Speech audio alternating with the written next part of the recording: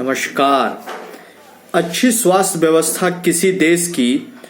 विकास की नई संभावनाओं को जन्म देती है, लेकिन यदि वही व्यवस्था बिगड़ जाए और चिकित्सा क्षेत्र में अनियमितता आ जाए तो वो देश के लिए एक बोझ का काम करने लगती है। भारत में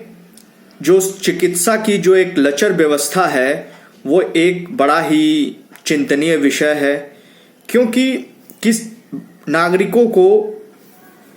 अच्छे जीवन जीने के लिए या गरिमापूर्ण जीवन जीने के लिए एक अच्छी स्वास्थ्य व्यवस्था का होना जरूरी है। हमारे संविधान में आर्टिकल 21 के तहत एक फंडामेंटल राइट यानी मौलिक अधिकार है कि right to life, live a life with dignity, मतलब एक गरिमापूर्ण जीवन जीने का हमें अधिकार है। उसी के अंतर्गत एक अच्छे स्वास्थ्य की व्यवस्था का होना बहुत जरूरी है। चाहे वो मौलिक अधिकारों की बात कर लें या ये directive principle of state policies में भी मेंशन है कि किसी राज्य के अंदर यदि उचित स्वास्थ्य की व्यवस्था नहीं हुई तो नागरिकों के ये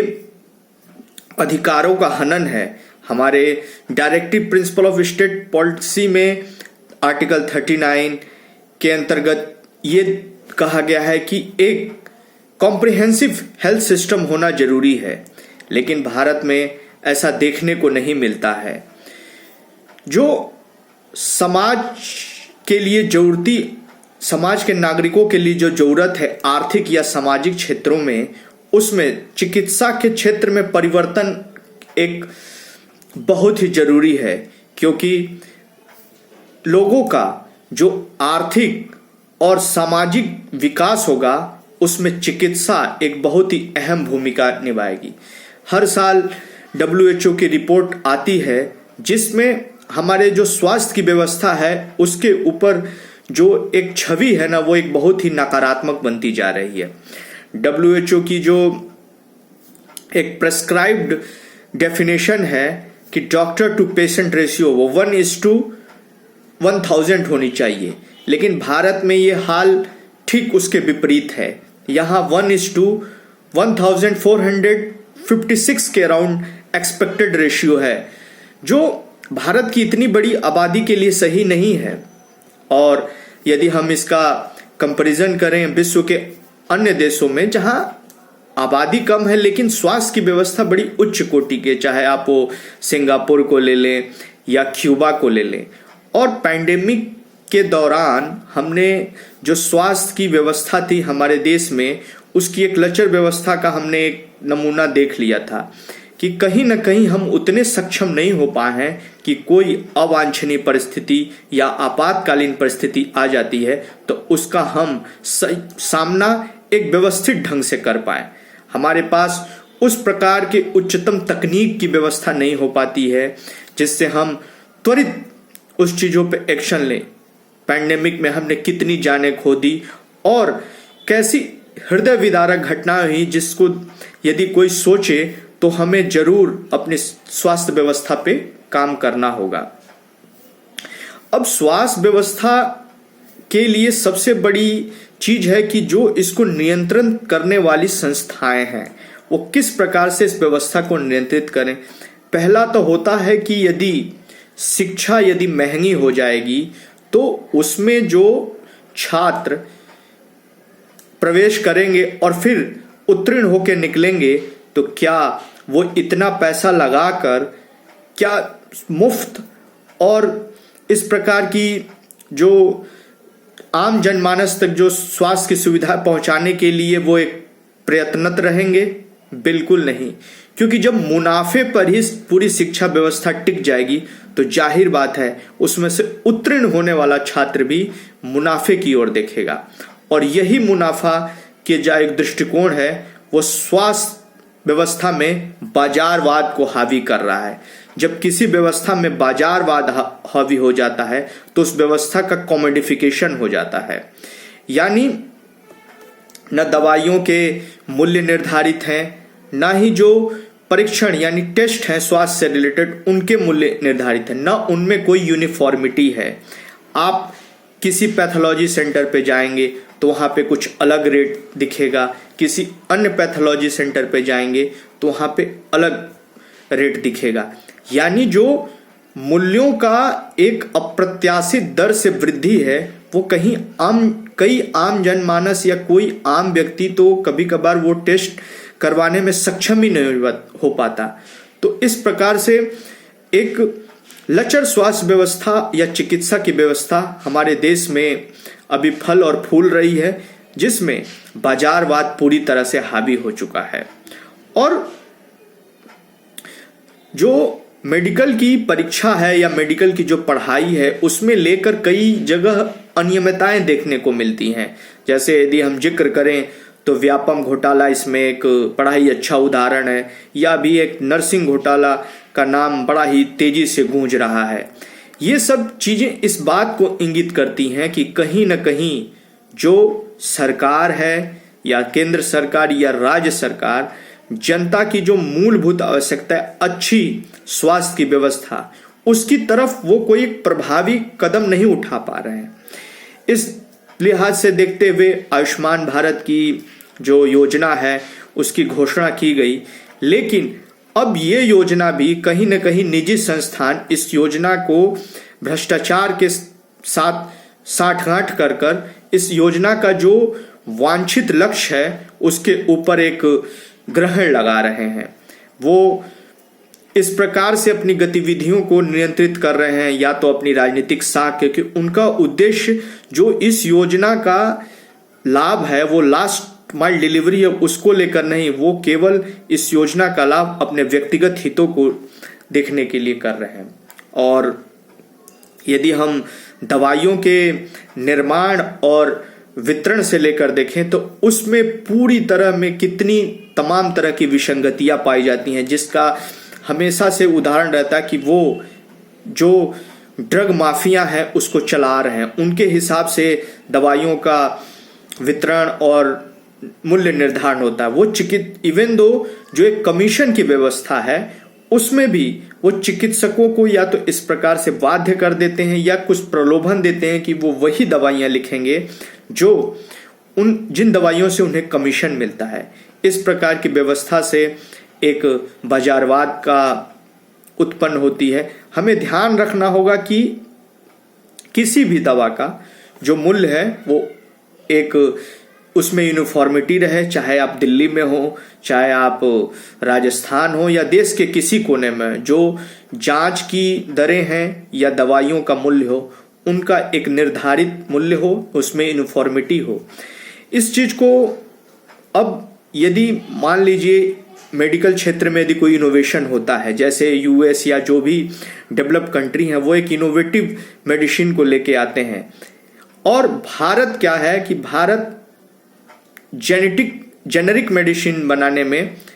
विश्व के अग्रणी देशों में से one of the leading producer of the manufacturing of the generic medicine. और उन्हीं जेनेरिक मेडिसिन को बनाने के बाद भारत इसको उन गरीब देशों में एक्सपोर्ट करता है जहां लोग उतनी भारी और महंगी दवाओं को एफोर्ड नहीं कर सकते हैं, परचेज नहीं कर सकते। और यहां तक कि कई विकसित देशों में भी भारत की जेनेरिक मेडिसिन जाती हैं। लेकिन इसके साथ दूसरा पहलू ये भी जुड़ा है कि उन्हीं जेनेरिक मेडिसिन के आड़ के तले भारत में गलती और नकली दवाइयों का व्यापार बहुत ही अच्छे तरीके से फल और फूल रहा है। इसका ताजा उदाहरण हम देखेंगे कि हरियाणा का जो एक फार्मास्यूटिकल कंपनी थी मेडन फार्मास्यूटिकल, उसके कफ सिरप की वजह से गाम्बिया में 66 बच्चों की मौत हो गई। ये घटना भारत की जो व्यापारिक छवि है उसको चोट पहुंचाएगी, क्योंकि भारत अपनी जो जेनेरिक मेडिसिन है उसको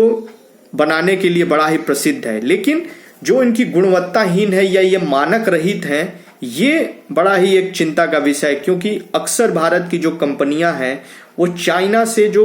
गुणवत्ताहीन माल है वो आयात करती हैं, जिसमें एक्टिव फार्मास्यूटिकल इंग्रेडिएंट हैं, और उस बेसिस ऑफ दैट फार्मूला वो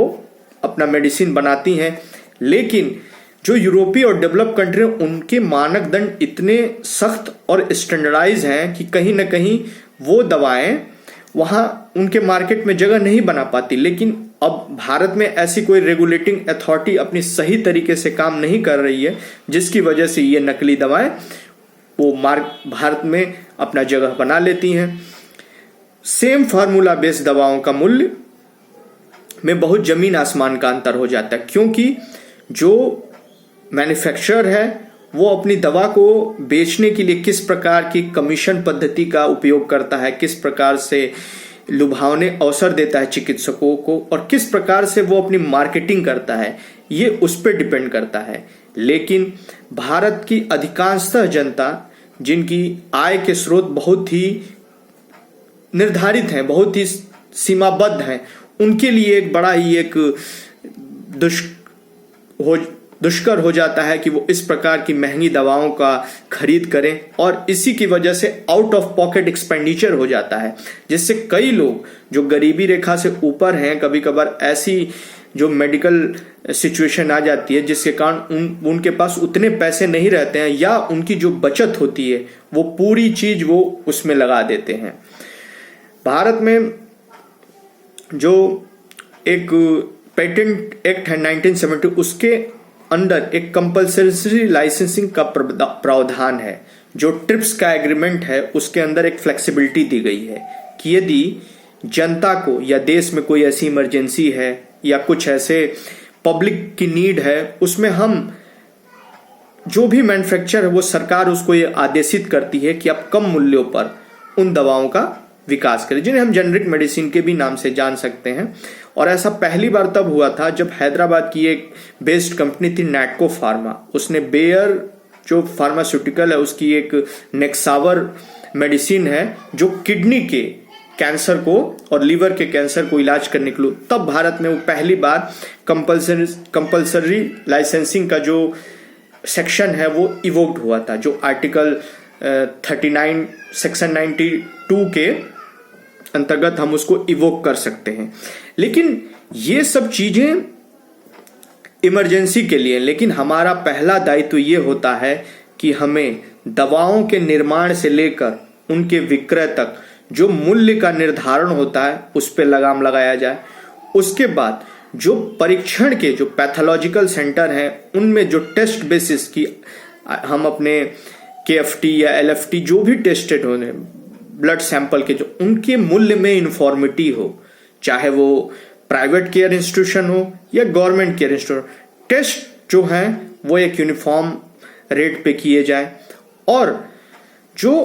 गवर्नमेंट की तरफ से इम्पैनल्ड हॉस्पिटल हैं उनमें जो स्वास्थ्य की जो व्यवस्था उसकी जो गुणवत्ता हो काफी उच्चतर हो, क्योंकि हम अक्सर ये देखते हैं कि किसी फार्मासिस्ट को यदि अपनी फार्मेसी चलानी है तो उसके लिए एक डिग्री की जरूरत होती है। लेकिन कई बार ऐसे भी उदाहरण मिलते हैं कि जो हॉस्पिटल्स के ओनर होते हैं वो कई बार बस अपनी राजनीतिक साख का फायदा उठाकर हॉस्पिटल तो बनवा देते हैं, लेकिन उसमें गुणवत्ता का ध्यान नहीं रखते हैं, और या यदि वो गुण है तो इतने प्रॉफिट सीकिंग होते हैं कि वो जो फैसिलिटी है या दवाओं की जो मूल्य है या टेस्ट के जो मूल्य हैं वो इतने हाई रहते हैं या उनकी दरें इतनी ज्यादा रहती हैं कि यदि कोई इंसान खुदा ना खास्ता यदि वहां एडमिशन लेता है तो उसके लिए बड़ा ही एक दुष्कर हो जाता है कि वो इतने अमाउंट का बिल